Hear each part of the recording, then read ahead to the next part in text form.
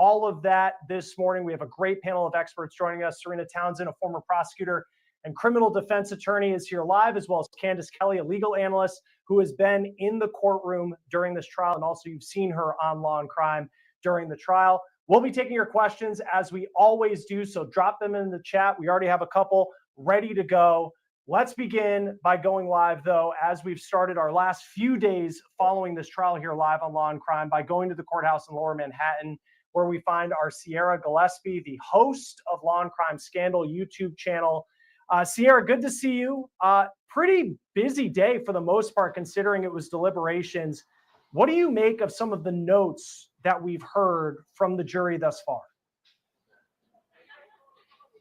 Yeah, Chris, good morning. We are about to start day 2 of jury deliberations. And to your point, it was a very eventful day yesterday, right? And there are a couple of different questions or notes that we can kind of parse through. But the one that really struck me most of all is the first question that we received, because we're about 2 hours into deliberations. And I feel like it is normal for jurors to have questions, right? I mean, it's not their job usually to go off and, be a juror. Some are deli clerks, some are architects, they all have their 9-to-5 jobs. They're not used to this. So to me, it makes sense that they got a question. However, the question was not one that I expected at all. It was that juror number 25 could not follow the judge's instructions, which, by the way, so important. That's how we started off Monday morning. Here's what everyone needs to follow in order to reach the verdict. Here's what we need to talk through during deliberations. And it sounded like juror number 25 couldn't necessarily follow the instructions. So right away, this is a stunning revelation, right? I mean, what are we going to make of it? And we could go multiple ways, right? I wasn't in the deliberation room, so I'm not entirely sure what happened. It could be that juror number 25 simply would not follow the instructions, not to sound too Dr. Seuss. Or it could be perhaps, and this is what I've seen in some reporting, is that potentially there was some sort of, I don't want to say language barrier, but maybe a simple misunderstanding. Because, I mean, I'm thinking about myself. I was recently just traveling to Montreal. My French is okay, but my vocab is strictly travel related. It's not, if I all of a sudden was on a jury in Montreal and I had to translate racketeering or RICO, I would be like, wait, hold on, what are we talking about? So I'm wondering if potentially maybe it was something like that. They were sent back to deliberate and they continued on for a couple more hours after that. So I don't know, it could go either way, but I have huge questions about juror number 25. And then of course the question that ended yesterday. Yeah, and it's fascinating because you think of how long the testimony's gone. And then I just imagine you get to the deliberation room. It was at 1:27 in the afternoon that they received a note that juror 25 and the jury had said, we believe cannot follow your instructions. So it was a couple hours into this that they realized that they were having a bit of an issue. We didn't hear about that juror then when the second note came in, which we'll talk about with our panel in a bit, which came in at 4:49 p.m. If an individual asks for a controlled substance and the person hands it over, is it distribution? So that was the other kind of question that stood out to us that the jury had asked right before they went home for the day. Sierra, we do have our first question coming in from the chat. If you're watching us right now, good morning. Thanks for joining us. Be sure to drop in your questions. We'll read them live on the air. With Diddy's apology video, this is asked by Joanna M. With Diddy's apology video where he confesses himself to doing it, why are we taking so long for a guilty verdict?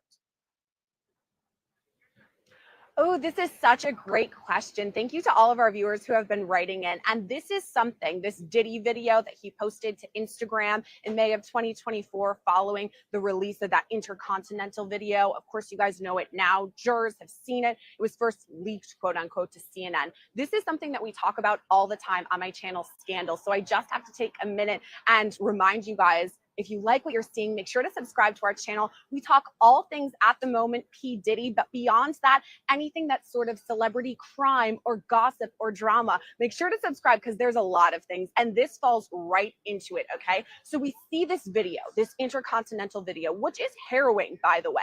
And in opening statements, the defense, Tenny Garagos, she simply said, yes, that was domestic violence. They straight say, hand up, yes, that was. And that was really the first time we heard from Diddy, his voice, his face amongst these many civil lawsuits where he says, I hurt that woman. Actually, we have the clip up. So if any of you guys haven't seen it, let's just play it right now before I answer the rest of the question.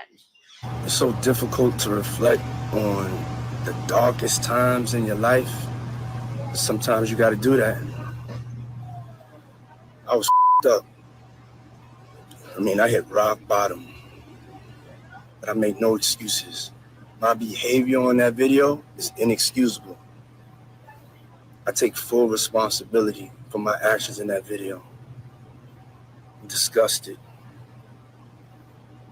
I was disgusted then when I did it. I'm disgusted now. I went and I sought out professional help. I had to go into therapy, going to rehab. Had to ask God for his mercy and grace. I'm so sorry. But I'm committed to be a better man each and every day. I'm not asking for forgiveness. I'm truly sorry. And I just have to remind you guys the timeline in all of this, right? Okay, so Cassie files her lawsuit in November of 2023. It's settled within 24 hours. We do hear more from her, right? Actually, in this courthouse behind me eventually. Then we get a flurry of lawsuits. We're talking Lil Rob, the original Jane Doe, Liza Gardner. I mean, all of these are coming out. Then that video in May of 2024. And now we hear from Diddy for the first time, minus a statement posted to his Instagram in December of 2023. So we're hearing that. It's shocking. And then I'm starting to wonder, after the indictment, will P. Diddy take the stand, especially after he says, yes, I did that. He admitted to it. Well, we all know at this point, Diddy chose not to take the stand, which I'm sure, Chris, you can talk with Serena and Candace about that. It seems like, in my opinion, might have been the correct decision. But to the question that we had from our viewer, why is it taking so long in deliberation if we already have this video? To which I say, this was a domestic violence incident that he said that he's admitting to. And he's not charged with any sort of domestic violence. I mean, we're talking racketeering conspiracy, sex trafficking by force, fraud, or coercion, and transportation to engage in prostitution. And while DV and domestic violence doesn't look good, and in fact is bad, I don't know if it necessarily proves all of those things. I mean, we heard from the government, we heard from the defense, we heard from both sides. And also, by the way, 5.5 hours of deliberation to me doesn't seem very long. I think it's good. I think it's a good sign showing that the jurors are doing their job and talking things out, Chris. Yeah, and just a note on that apology video as well, he deleted it after it was posted, as if, as someone with millions of followers, that we in the media and everybody else wouldn't save the video or forget about it. I also remember 50 Cent, who's been pretty vocal during this trial and heading into the trial. I remember him commenting something along the lines of like, fire your PR person, after Diddy posted that apology video. Sierra Gillespie outside the courthouse in Lower Manhattan. We'll check in with you at the end of this hour. And I know you'll also be hosting our live stream coverage from 4 to 5. We're going to be live throughout the day here on Law and Crime. Jesse Weber will be coming up at noon, as well as we continue to follow these jury deliberations. And if there is a verdict, we'll also be firing up the live stream here and bring you analysis live. Sierra Gillespie, the host of Scandal on Law and Crime, thank you for taking the time to be with us. We'll talk to you shortly. Thanks, Chris. Talk soon. All right, let's bring in our panel of guests. We have Candace Kelly, a legal analyst and professor of media law at Rowan University, who has also been in the courtroom during this trial. So I'm excited to get your thoughts on this jury, what you were able to take away from this jury, and any details you can give. And also Serena Townsend, a criminal defense attorney and a former prosecutor. Serena, Rosa Hernandez says, I love Serena Townsend. So fan favorite, we'll start off with you right out of the gate. Question coming in from ZeroCool278. How come the jury selected the foreperson and not the judge in this case? So that is standard practice. And it's very interesting because with the foreperson, we shouldn't get confused. The foreperson doesn't have any additional say or any more weight than any other juror. They're just like any other juror. All they really are is the person who signs the jury note. Sometimes they're the ones who actually write the jury note. But they don't have to be. And they're the person, of course, who announces the verdict. So, you know, in a way, psychologically, they end up being like the leader of the pack, the leader of those deliberations. But in reality, they don't have any additional weight as any other juror. And it is standard practice for them to just figure it out themselves. Update coming in from the courtroom. The judge has gone to the bench. I know yesterday he is on the bench right now. So I know yesterday he said that they weren't going to meet in the morning in the courthouse, that the jurors would be able to show up at 9 o'clock and just continue on with their deliberations. So we'll see if there's any updates that come in, especially related to some of the notes that we heard from the jury yesterday. Candace, you spent time during this trial in the courtroom. When you hear about this juror number 25, he's a male, he's a scientist, 51 years old. What do you make of that note coming back in the first couple hours of deliberations? Well, from what we understand about this particular juror, he has an accent. And so the first time that I heard the note, I thought maybe there was a comprehension problem. And like Sierra just said, was it comprehension or was it something that he just didn't want to do when you get this note saying he's unable to really follow the law? So that was my first thought. The other thought was that he's not one of those jurors that, to me, that when I'm in the courtroom and I look at him and his actions, he's not someone who's as energetic and kind of put something on their face where we can kind of try to read. He happens not to be one of those people. But it did get me to thinking that, wow, I think that was right before 2 hours that we got that note. There might be a few more problems, right? Unless this foreperson, as you said, who's the person who sits in a room and kind of galvanizes and makes sure that everybody is on track and make sure that this person speaks and this person speaks. Unless they get that together, there is going to be a problem. It was interesting that he asked the judge to please speak to this juror. That is not a good sign. But the fact that we heard later notes that seemed to move on perhaps from that, that was a good feeling for me to say, okay, maybe they have moved on and it's not going to be as much of a problem as I thought initially. Right. Yeah. And this foreperson that's been selected, I know Elizabeth Milner was talking about this yesterday with Jesse. He's an investment analyst, just 31 years old. Think of the responsibility now on his shoulders. He's a Connecticut Country Club member and plays sports, video games, and considers himself religious. So it gives you a little bit of an idea of the foreperson on this jury. Serena, we have another question coming in. Why wouldn't the judge sequester this jury? This is from MC. This case is so high profile and it feels like there's too much media frenzy around this. Yeah, I mean, I think just over the course of time, we have discovered that sequestering a jury is just really bad for people. It's bad for jurors. They're away from their families.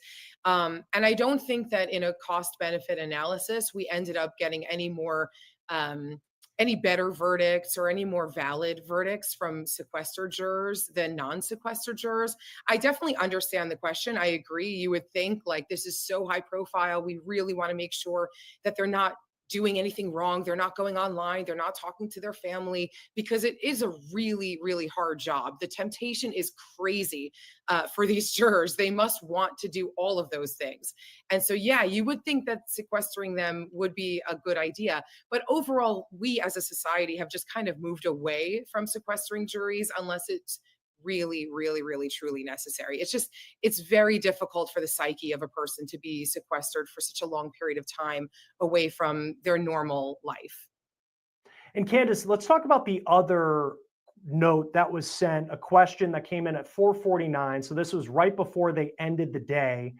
If an individual asks for a controlled substance and the person hands it over, is it distribution?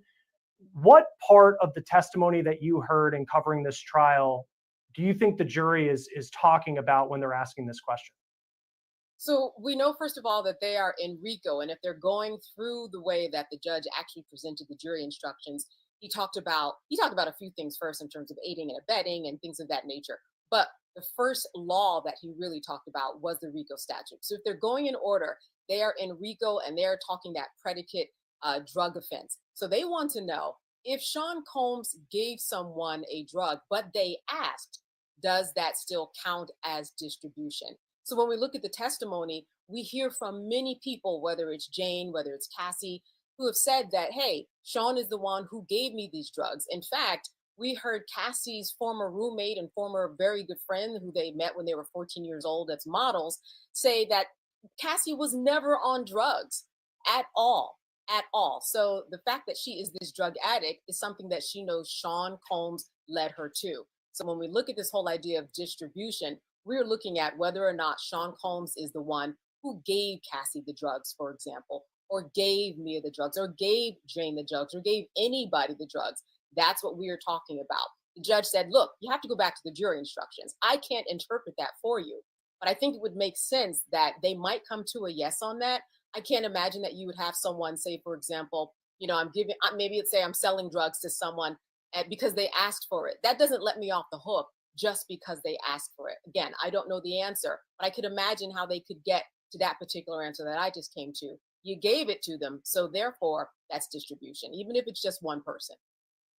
Right. And the judge, again, on the bench right now, we're waiting for an update from the courtroom because at the end of yesterday, around 5 o'clock, when the jury said they were going to go home, the judge said that they would get an answer to that question from the jury. So we'll hear what they say when that, we're expecting it at any minute, really, at this point. Questions now coming in from about Christina Coram, Diddy's, his words, right-hand man. She was not called to testify in this trial, but she came up a lot. And you got to wonder if the jurors are talking about her already because she was such a prominent figure in the arguments that the prosecution made throughout the 7 weeks of testimony. I have a question coming in. Serena, I'll go to you. Jackie Reed asks, will we ever find out why KK was not called to testify? Well, you'll find out if an indictment drops against her. Yeah. I do think at some point we may find out. We may not. Look, it could be that she was another cooperator and we just don't know about it. These kinds of deals that are made behind closed doors with prosecutors are sometimes, sometimes we get to peek behind the curtain of those because it comes out during certain testimony or because, like we've been talking about, some of them actually testify against the big fish. She has been shrouded in secrecy. It's true. We don't know. Did she cooperate?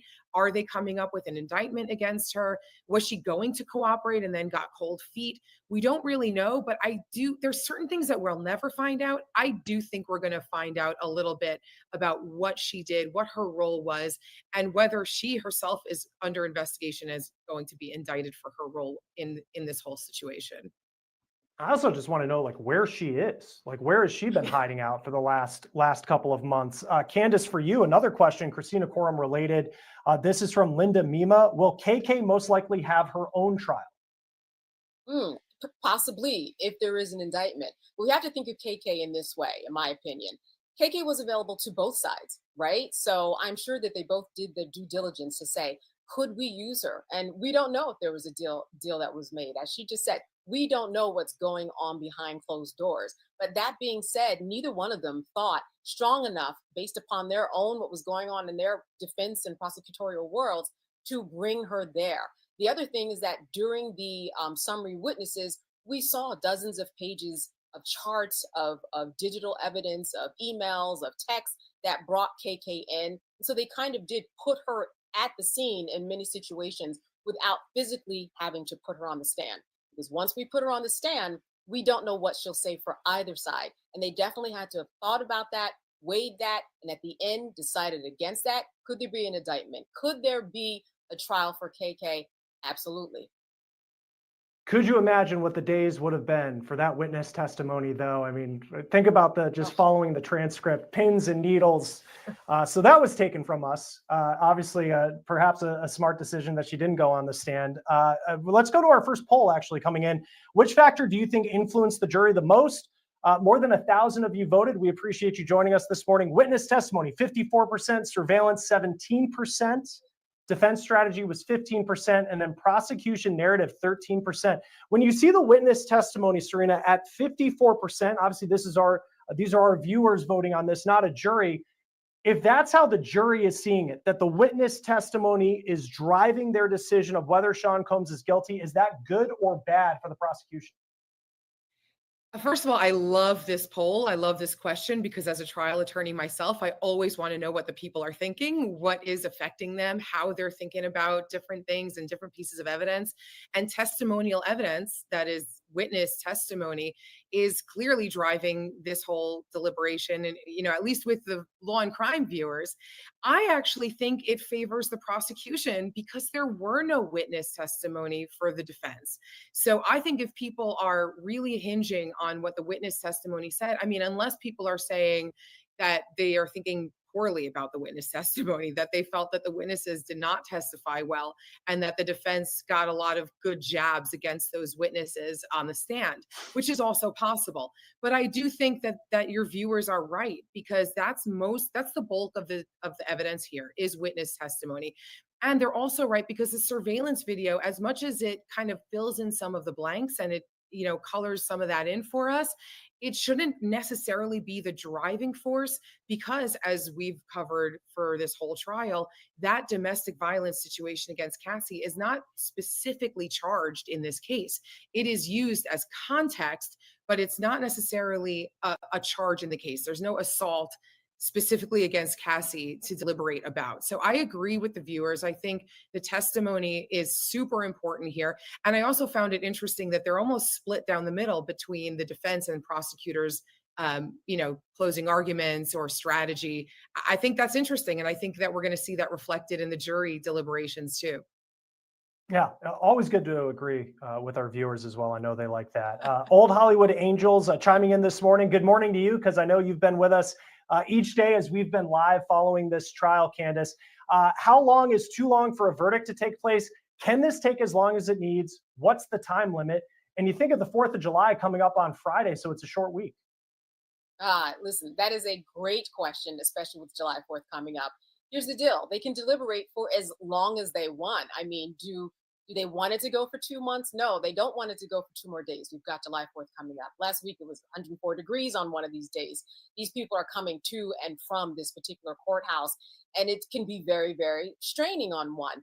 I think that when we look at something like Rico with R. Kelly's case, which I also covered, it took about 22 hours in one of his cases, 11 hours in another case. I mean, Kenneth Raniere, 4 hours. It really depends. It depends upon all the evidence. The fact that we are at 5.5 hours and we're still in RICO and we're still in those predicate crimes, which their last question was about, a predicate crime of drug distribution, they're not going to have a verdict today. I mean, there's no way. I would imagine that it's going to come before the 4th. I can imagine that tomorrow they might wrap up some of the details, all get confirmed by the end of a long day, right? Because they can also go beyond the courthouse closes.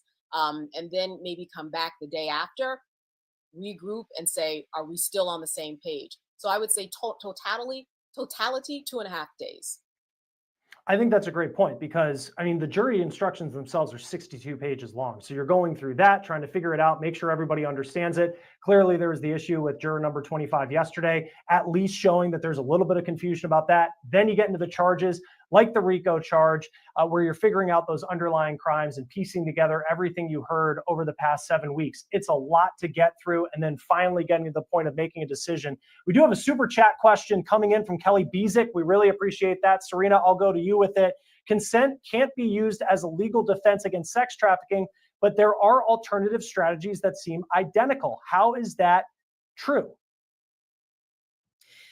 Well, you could use any legal strategy that you can in order to get out of a guilty verdict. Honestly, a defense is going to try its best to choose the strategy that's going to bolster their story most. Obviously, consent can be given and withdrawn at any time. And so it's difficult for anybody to say, oh, this didn't happen. He can't be found guilty because she consented. There's enough testimony, in my opinion, to show that consent was in fact withdrawn. And so you can't necessarily put all your eggs in that basket. And so I think what you're trying to say is, like, how can you have conflicting strategies? You're right. I mean, it gets confusing to a jury. I think it's very important for a defense and even also for a prosecution to really zero in on that strategy and, kind of swing it on home. You can't be going left and right. You can't be saying, well, maybe it's this, maybe it's that, maybe she consented, maybe she didn't. So yeah, I mean, it gets a little bit confusing, and I don't know. You just kind of have to go with it. You have to pick something that's going to get him off. There was so much testimony here to bury him, I think, that they had to go with something, even if it sounded inconsistent. Yeah, I mean, it's a lot of stuff to go through in that jury room, Candace. Another question coming in related to juror number 25, who's the one yesterday the jury sent a note about, saying that he may have issues just understanding the directions that the judge gave.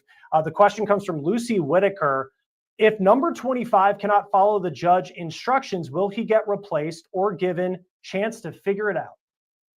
Listen, B, he's got to get a chance to figure it out. They've started deliberations. There's been nothing that's been put on record that says he's going to be acting in any way that goes against the grain of how the jury system works. He just simply didn't understand, and they didn't understand what they needed to do. Unless you've been on a jury, you really don't understand the rules and guidelines. So asking questions is okay. And the fact that he had a question and wanted to make sure that he could be kind of guided through this, that's okay. He is not going anywhere at this point. They're going to continue. And the worst thing to do is to interrupt the whole process of the jury system and the whole process of making sure that people get their voices heard. You don't want to mess with the jury at all. You just want to have them be put in their place. And until they come out, whether it's 2 weeks, 2 days, or 2 months, we will wait for you to come up with your decision to make sure that justice is served. Could you imagine if it's 2 months and we're here every single morning for the next 2 months? I don't hate it. I love it, but it certainly would take up the morning. Question, Serena, coming in from Show and Tell Knitting. Aren't the names of the jurors known from voir dire, which is the process of when the jurors are selected, or when they're sworn in? What protects them from the press hounding them or Diddy stalking them after the trial? A great question. Yes, their names are known. It is not buried. It is not hidden. They don't get into like witness protection.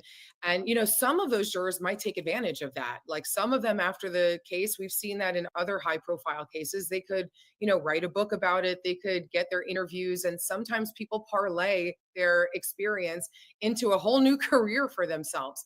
But on the other hand, you're right. It is a very scary position to be in. Think of it as comparing them to the victims that testified against Diddy. They too are afraid to point the finger at him. And if a jury comes back guilty, Diddy is not alone, as he's being charged, in fact, with this RICO crime, right? He could have other people who do his dirty work for him. And so if you're a juror finding him guilty, it probably is kind of scary. Like, who are his associates that could stalk you or go against you? They really do not have protection. What I will say is, if there is a verifiable threat, if a juror actually has, something, people calling them, people visiting them, then of course they could, go to law enforcement and try to get protection there. But there's nothing just like built in to the system that protects them immediately. Have a few more updates coming in from court, and this is the back and forth that we're hearing from the prosecution and the defense related to the question about drug distribution that came in yesterday just before the jury went home. I'm going to read it for you from the information we're getting. The judge says, "I'm adopting the government's answer to the drug distribution question." Combs's defense attorney Driscoll says, "Can we just put something on the record about sole possession? The definition of distribution would mislead the jury." The judge then says, "Both sides agreed to this definition without question. So what is it?" Combs's defense attorney says, "1 second." And then the assistant U.S. attorney Comey says they're trying to mislead the jury. Then more from court, another update here. The judge says they have been specific in their question, and so is this answer. Combs Driscoll, Your Honor, can you just mark our defense proposal as a court exhibit? Yes. Serena, what do you make of the back and forth as the prosecution and defense, after they were very detailed in figuring out these jury instructions, in the wake of this question from the jury, here they are going back and forth some more? Yeah, so I think that, the judge is going to want to simplify this as much as possible for the jury. It sounds like the judge is adopting the prosecution's position here to get a pretty easy answer to the jury with these questions. And the defense wants to, elaborate a little bit more. They don't want a jury to think that it's so easy. A defense usually wants to make it a little bit more complicated for a jury, because the more complicated it is, the more reasonable doubt. And so that, I think, is what Ms. Comey, the prosecutor, was trying to say, like, oh, the defense is just trying to mislead the jury, trying to confuse the jury. And the judge, as the referee, is really trying to simplify everything as much as possible. They do not want a mistrial. They do not want a ton more notes with clarifying questions being asked. Judge wants to really streamline things. And then you hear the defense say, well, can you at least mark our position as a court exhibit? So what the defense is trying to do is say, okay, judge, well, if you're not going to give us what we want to at least lay a foundation for a potential appeal down the road. Mark this as an exhibit. Like, let's put a stake in it. Let's make it clear on the record what we wanted, what you did not give us, so that if we lose down the road, we could use this as another avenue for appeal, that you didn't give us an instruction that we were entitled to. Updates coming in from court again. The parties have adjourned after the judge's yes, which the yes is to the question of if an individual asks for a controlled substance and that person hands it over, is it distribution? The judge answering the jury's question again with a simple yes. We do believe that deliberation started at the top of the hour, so that would put us now at 6 hours of jury deliberations. Candace, I want to turn to you because you have been in this courtroom during the trial. You have seen this jury. We were talking specifically about juror number 25, but we've only seen the courtroom sketches. You've seen this jury. What stood out to you about them, the way that they took in this testimony, especially when I think of Cassie Ventura, I think of Jane, how emotional they were on the stand, certainly the freak off videos that they had to see. What stood out to you? Well, let's start with the freak off videos because there was such a reaction by the jurors. During the first couple of weeks of the trial, what the jurors were seeing were just pictures. It was only during the last couple of weeks of trial that they started opening up the door to have moving video. And there were jurors who ripped off their headphones because it was a lot. It's a lot, especially in the morning, because you're taking in a lot of pornographic, what we would understand as pornographic video and information. And if you are not exposed to that and haven't looked to that, it can be very, very jarring. There were other times where there were some jurors who just did not have the poker face. 2 or 3 in particular from day one. Sometimes they would look at the audience to even look at what people were thinking about in the gallery, maybe to get some eye contact. Many times, most of the times it translated as, I don't believe this, do you? So I think it was really interesting to see how just progressively things kind of turned out in terms of how much they were giving. Now, when it came to the point where Sean Combs got in trouble for potentially communicating by his nods and his head shakes with the jury, well, then that's when things kind of settled down a little bit. He got a warning. I don't know if the jurors got a warning, but it certainly made a difference in terms of the physicality and the emotions and what they showed on their face in terms of reaction. That slowed down a lot. Nobody wants to be in trouble. And certainly Sean Combs got admonished by the judge. You got to stop doing this. There should be no communication. The jury should not have any type of facial expression the best that they can. I mean, yeah, they're going to laugh. They're going to wince maybe every once in a while. But during those first 2 weeks, especially, they were very, very interactive, shall I say, with their facial expressions. I remember Elizabeth Milner, our in-court reporter, who will be joining the live stream around noon, as she typically does with our Jesse Weber, just talking about how emotional it was specifically during Cassie's testimony right at the beginning of this trial. And now, 6-7 weeks later, how does that play out in the jury room where we showed you those images of what is a pretty bland room, but it gives you an idea of the environment that these jurors are in as they're trying to figure out the fate of Sean Combs. We do have a super chat question coming in once again from Kelly Bezick. We appreciate you so much for sending your second super chat question of the day. Serena, Mark Agnifalo's narrative, lifestyle choice, etc., mirrors his defense for Keith Raniere, who many people may remember from the Nexium cult. Is it easier to use same narrative or there's no other option? What a great question. Is he just like taking out his summation from his previous trial and revamping it? That's such a good question because there are limits really to what you could argue in these kinds of cases. And so it's not necessarily surprising that he's going with that vibe and that kind of narrative. But yeah, I don't know how successful it was the last time. So maybe that needs to be polished up a bit. But you are identifying something very interesting, which is a defense attorney only has so many things that they could say in defense of a person. Usually it's, it wasn't me, it was somebody else. You got the wrong guy, misidentification. That can't happen here. Or it was, that a witness forgot or they have a motive to lie. Maybe you can delve into that a little bit here. And then, of course, there's this consent aspect. And I think that that's what he's dancing around. It's not pure consent, but it's a lifestyle choice, as you say. And as he said, really. And I think that's really the only option. You identified it. It's really the only option that he could have gone with. There's not much else he could say here. Yeah, let's see how effective it is this time around. Another poll result coming in. This is a good question. Would you want to serve on a high-profile jury? Yes, I do my duty says 52%. No, too much pressure, 28%. Only if anonymous, 18%. I have before, so let's run it back. 1%. Shout out to the 1% out there today. 1.6 thousand of you voting on this. Candace, good question here too from Daniel Daniels. Is there compensation for jury duty or is there just pizza afterwards? There is compensation. But in New York, what is it, like $50, $60 a day? You really do have to plan. Just kind of springing off that previous question, you have to plan your life, because if you are in a job where you're getting paid a per diem and you only get money where you go to work, you probably are fighting for, I do not need to be on this jury. I can. It's a financial burden. But even if not, you can't get fired from your job if you serve on a jury. That's one of the rules that has been outlined by the system. But the truth is that you do have to give up a part of your life, your family. Again, we talked about being sequestered. It doesn't really bode well when you have someone that is sequestered. People who are sequestered, it can be a very kind of frightening, tough experience because they don't have any access to the outside world. You want someone who's going to be as happy as a juror as they can be in order to give a good verdict. So they do get paid, but certainly it's not going to make up for anybody's salary. No. A good question here, Serena, coming in as well. Amanda Tavares. I'm curious to know what's the longest you've had to wait for a jury to come back.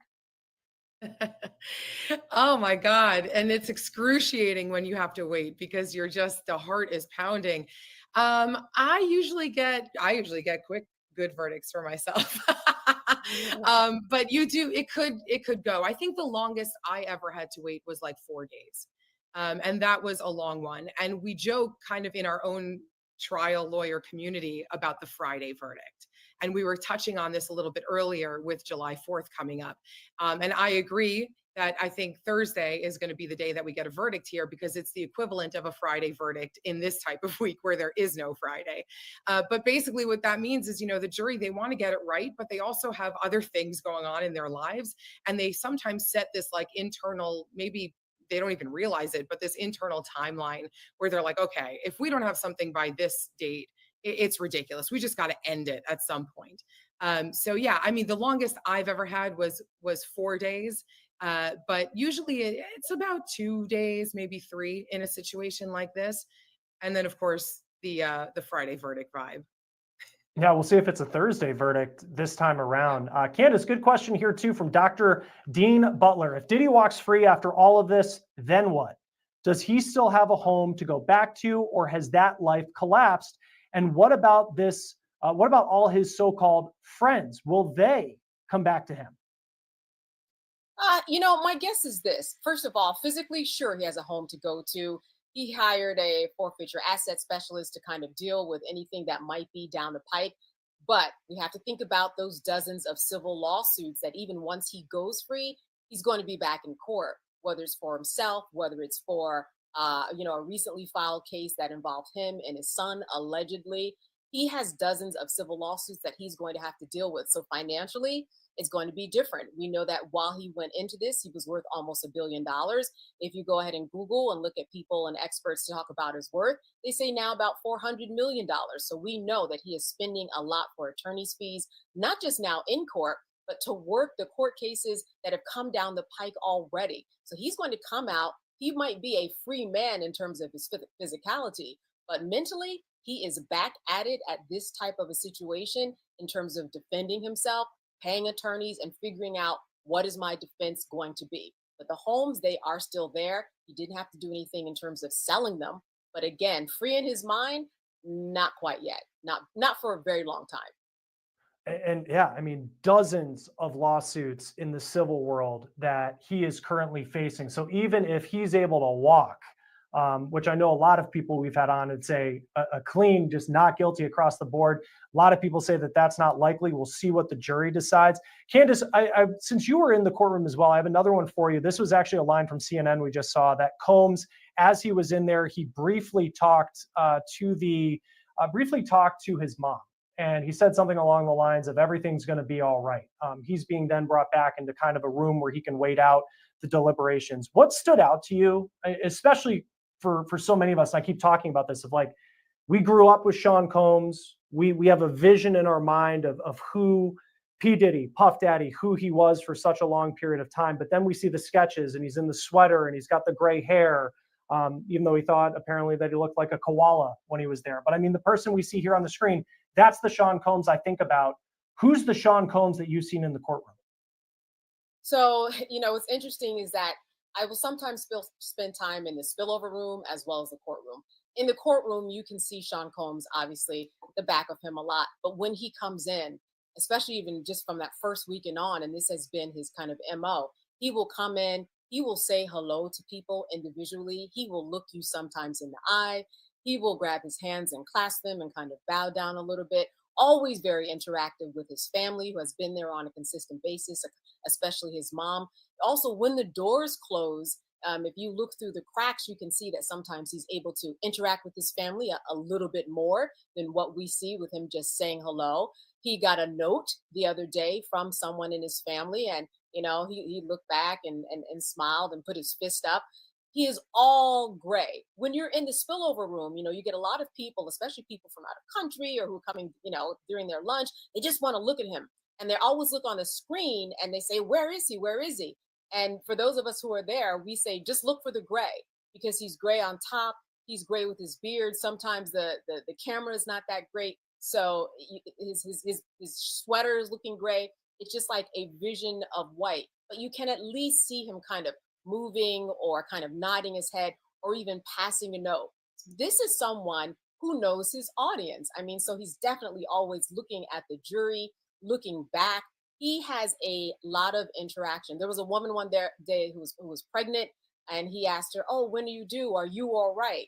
So he's able to verbally have conversations with people out there in the audience, especially just as he's walking in. Of course, once he sits and everything becomes formal, all we see is his back if you are in the courtroom. If you're in the spillover room, you see him from the front, and you get a lot more of an idea about what he's doing.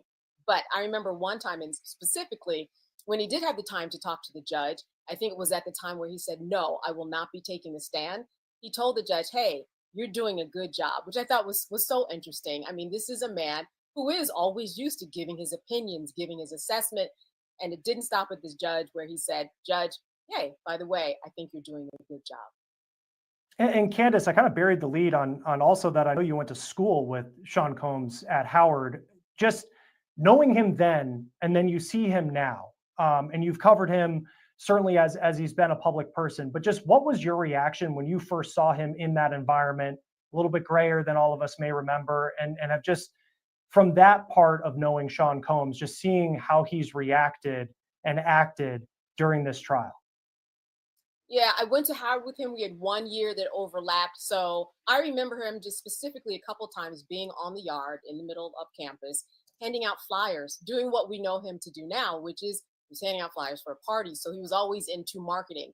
That's the kind of the level. Like I remember what he had on and everything. I can see him because he was always doing these flyers. Then I covered him in 2001, the shooting trial.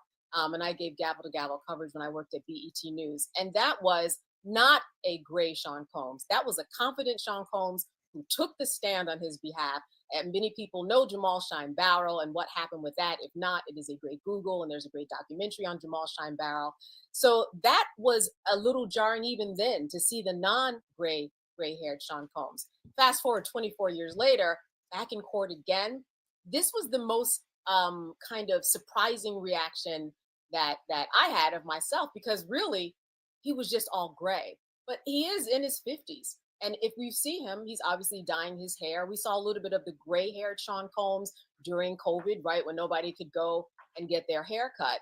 But with the beard and the hair, the first week he did not cut his hair, the first couple of weeks. So it was, it was puffy and not shaped. Now it is shaped. But that first image, and he has something wrong with his leg on some days where he's limping.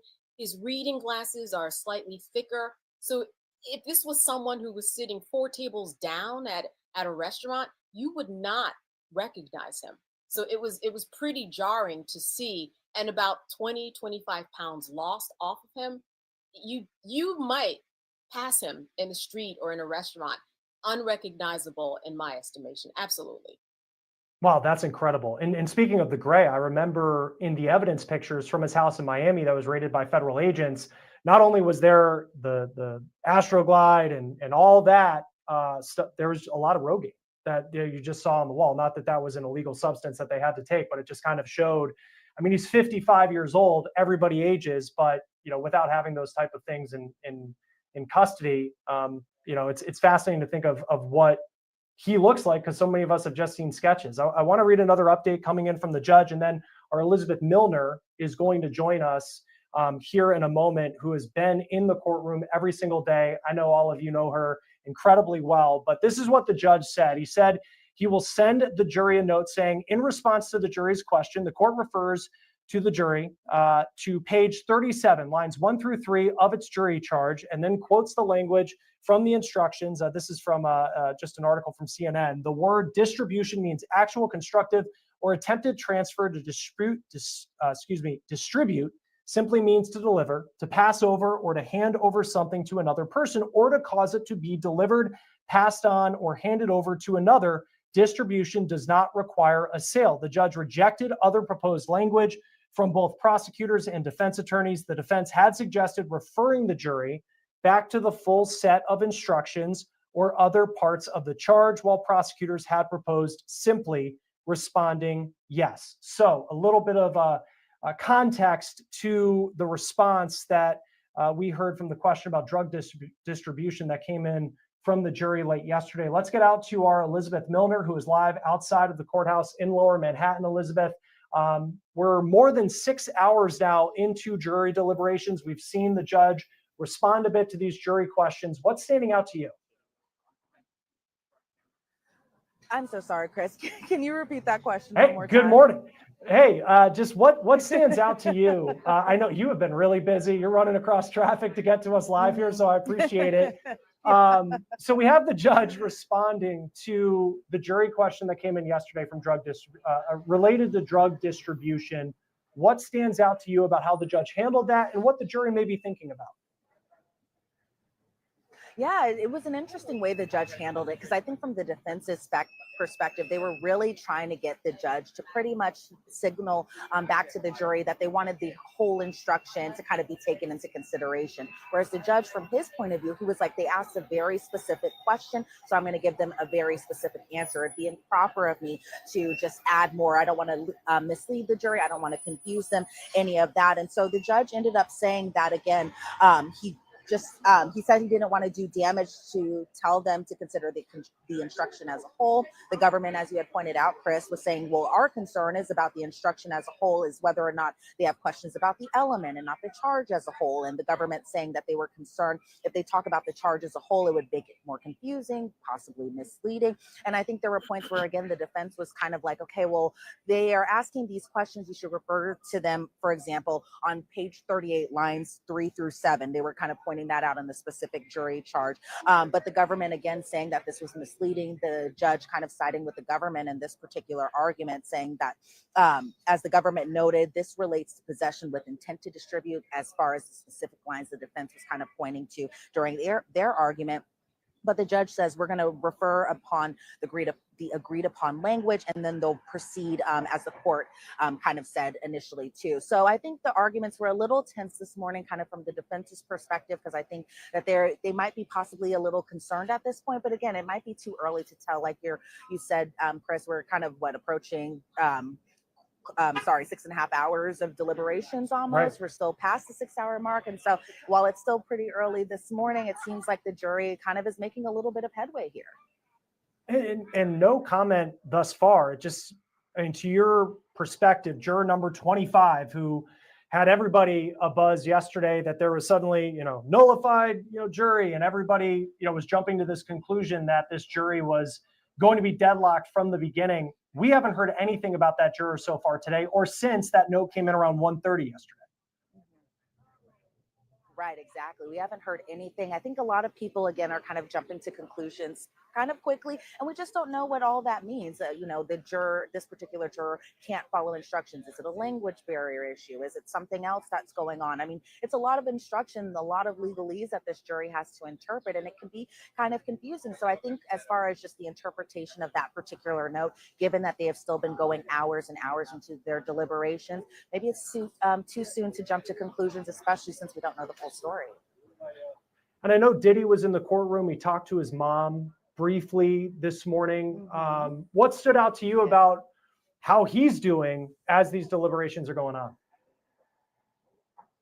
I can only imagine how he's feeling right now, honestly, because think about it. This is really the fight for his life. I mean, the jury has his future in their hands right now as they're kind of weighing the decision, whether or not the defendant will be found guilty or not guilty, whether it'll be a split verdict. We don't know, right? But in terms of just the way Diddy was looking, I can only imagine, again, what's going on through his mind. But is he going to come in and kind of look like the weight is all on his shoulders? Not necessarily. And so when he came in, he kind of did what he normally does. He smiles at his attorney. He either shakes their hands, dabs them up, gives them a hug. And of course, his mom being inside that courtroom too, I think gave him a little kind of sense of support too. And I think he was pretty happy to see his mom, Janice, inside that courtroom, telling her that she looked good in her outfit and to just calm down and relax a little bit, but not sure what the calm down and relax thing that he had kind of mouthed to her really kind of meant. So you could kind of take it either way with that. But in terms of just seeing the support system in there, it's not the full family support. They'll probably come back once an actual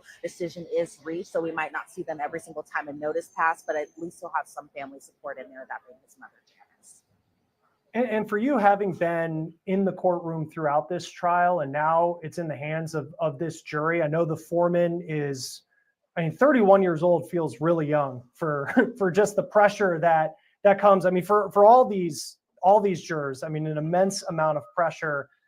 They know that they're inside a room and everybody's waiting to hear what they're going to say when they come out. Just what stands out to you about this jury and has stood out to you about this jury over the last 7 weeks? Well, I think what stands out to me about this jury is just that they've been paying very close attention. It's been a lot of testimony, a lot of graphic testimony, a lot of graphic images and videos that they've had to see. But as far as them just kind of handling it for the most part in a very professional way, I've definitely seen that.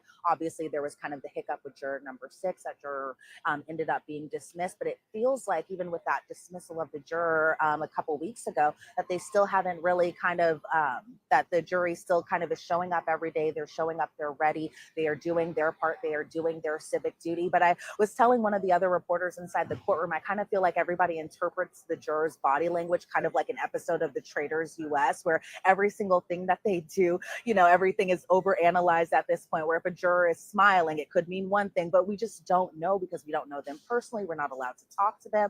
But I think a lot of people are anxious to see what their decision will be. But I think a lot of people are also kind of picking up on any type of body language that they may have as they come into the courtroom. We haven't seen them this morning. We only saw them when they were released at the end of the day yesterday. And if they don't come to a decision today, it'll kind of be the same process today. So we'll see what they look like eventually, possibly when they come either to a decision or when they're released at the end of the day today. Traitors US, outstanding pull. Great reference here, 9:53. It's such a great show. Such a good show. Such a good show. Elizabeth, I'll tell you that Andre Philippe says Elizabeth low-key the MVP. I agree, but also I'd say unanimous. Unanimous, you have my vote in the MVP voting when all of this is done. Also have a question coming in from Miss Max. I know we talked about Diddy's mom being there. Miss Max asks, are Diddy's relatives present this morning? Who else is in the courtroom? So as far as who all is in the courtroom today, it's a lot smaller than we've seen in previous days, especially for closing arguments, jury instructions. So his entire family isn't there when I was last inside that courtroom. But I did just see his mother, Janice, there, and of course his kind of PR reps too, and I think a family friend or a godmother, that type of kind of figure inside the courtroom. But I haven't seen his children when I was there earlier. But who knows, maybe they'll come back today, or they'll just kind of wait until a decision is made and then they'll all come back. Because normally we see a swarm of people all go to the Sprinter van whenever the family comes. And I don't think we've seen that chaos yet this morning, but it's still kind of a small amount of support system. But I'm sure that his family is giving him love from afar too. All right. Elizabeth Milner for us live outside the courthouse in Lower Manhattan. I know you're keeping a close eye on those jury deliberations, and you'll be on with Jesse Weber a couple hours from now around noon. And of course, if we hear a verdict, perhaps unlikely today, but if we do, you'll be one of the first people that we'll talk to. Elizabeth Milner, thanks for being with us. Thanks, Chris. And as we wrap up this hour of live stream coverage, I want to bring our panel back, Candace Kelly, Serena Townsend, to get your final thoughts. And thus far, through, I guess, almost a day and a half of jury deliberations. Candace, I'll start with you. How do you see this ending? First off, and I know we talked about when you might think that we could see a verdict, but specifically, if you had to guess, guilty, not guilty on these counts, how's it going to go? Well, it really depends if the jurors decide to follow the letter of the law. I think that if they do that, it won't be a good feeling for some of them to say, yes, RICO is something that we've achieved. But if they follow the black letter of the law, which some of them may not, we know that it's going to be RICO. That's what I believe, that it will be RICO. It will be all of the accounts, because when you look at the coercion, you have so many clear examples. We can just go with the whole the video and the fact that that was a freak off going on. You can get the coercion. You can get to all the elements. Do I think that they will actually do that? You know, that is just up to the jury. I am not sure, but if they are following the black letter of the law, they'll be convicted on everything, in my estimation. As we talked about the witnesses, there are a lot of people who corroborated each other. I just don't see it going any other way when it comes to extortion and bribery specifically. That's how I see it unfolding.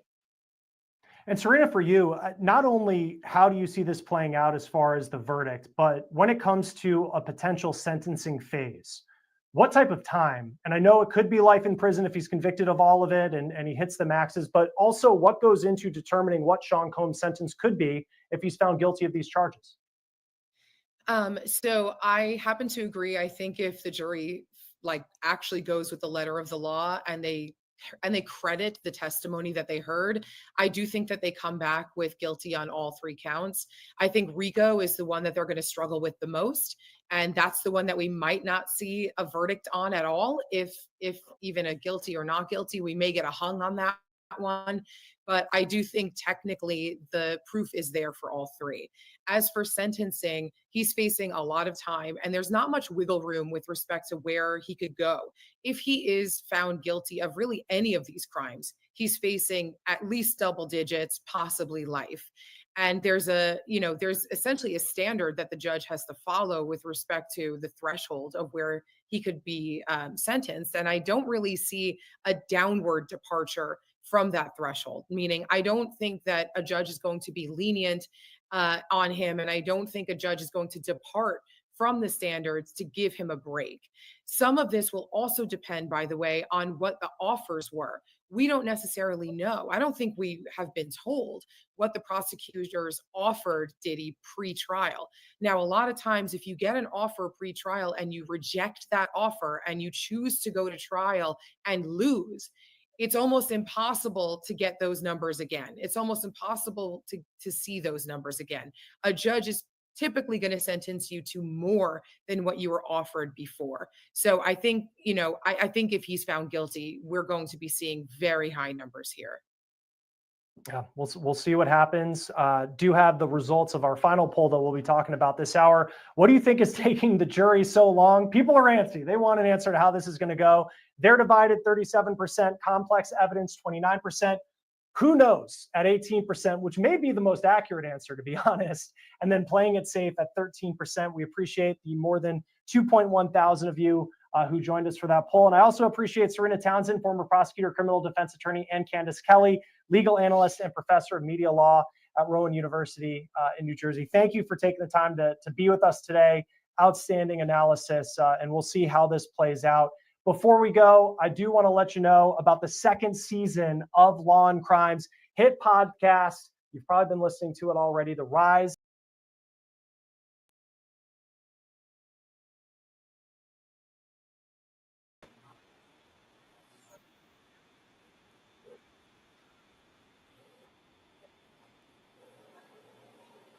All right, so that's what we hear from them today.